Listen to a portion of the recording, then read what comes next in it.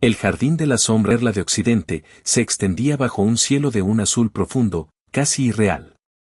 Sus calles empedradas, sus plazas llenas de vida y sus casonas coloniales guardaban secretos que el tiempo había olvidado.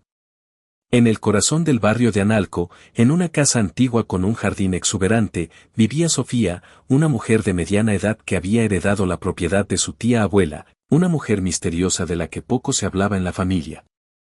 La casa, con sus paredes gruesas y sus techos altos, tenía un aire de solemnidad que Sofía encontraba inquietante. Desde el primer día, sintió que la casa la observaba, que las sombras en los rincones tenían vida propia. El jardín, en particular, le causaba una extraña fascinación. Era un lugar exuberante, lleno de plantas y flores que parecían crecer con una vitalidad casi sobrenatural. Pero también había algo oscuro, algo que no podía nombrar. Una tarde, mientras exploraba el jardín, Sofía encontró una puerta oculta entre la maleza. Era una puerta pequeña, de madera carcomida, que parecía llevar a un sótano. Con una mezcla de curiosidad y temor, la abrió y descendió por una escalera estrecha y empinada. Al fondo, encontró una habitación llena de objetos extraños, velas negras, espejos antiguos y un libro grueso cubierto de polvo. El libro era un grimorio, un libro de magia que había pertenecido a su tía abuela. En sus páginas, Sofía descubrió una historia que la heló hasta los huesos. Su tía abuela había sido una practicante de magia oscura y había hecho un pacto con algo que habitaba en el jardín, algo que exigía sacrificios a cambio de prosperidad. Esa noche, Sofía escuchó por primera vez los susurros. Venían del jardín, como si las plantas mismas hablaran. Al principio, los ignoró, atribuyéndolos al viento o a su imaginación. Pero los susurros se hicieron más fuertes, más claros. Era una voz que repetía su nombre, una voz que parecía venir de todas partes y de ninguna. Decidida a descubrir la verdad, Sofía comenzó a investigar. Visitó a los vecinos más antiguos, quienes le hablaron de leyendas olvidadas.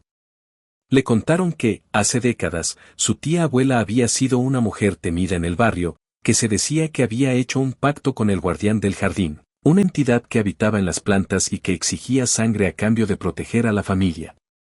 Una noche, mientras revisaba el grimorio, Sofía encontró un ritual descrito en sus páginas. Era un ritual para invocar al guardián y decidió realizarlo, movida por una curiosidad malsana. Encendió las velas negras, trazó los símbolos en el suelo y recitó las palabras escritas en el libro. De repente, el aire se volvió frío y denso, y las sombras en el jardín comenzaron a moverse. El guardián apareció ante ella, una figura alta y delgada, con ojos que brillaban como carbones encendidos. Era una presencia abrumadora, que emanaba un poder antiguo y oscuro. El guardián le habló, su voz era un susurro que resonaba en su mente. Le dijo que el pacto de su tía abuela no había terminado, que la deuda de sangre debía ser pagada. Sofía intentó huir, pero las puertas de la casa se cerraron como si tuvieran vida propia. Las plantas del jardín comenzaron a crecer de manera descontrolada, envolviendo la casa en una maraña de ramas y hojas. Los susurros se convirtieron en gritos, y Sofía supo que no había escapatoria. El guardián la tomó, y en ese momento, Sofía entendió el verdadero precio del pacto. No era solo sangre lo que exigía, sino algo más, algo que iba más allá de la vida y la muerte.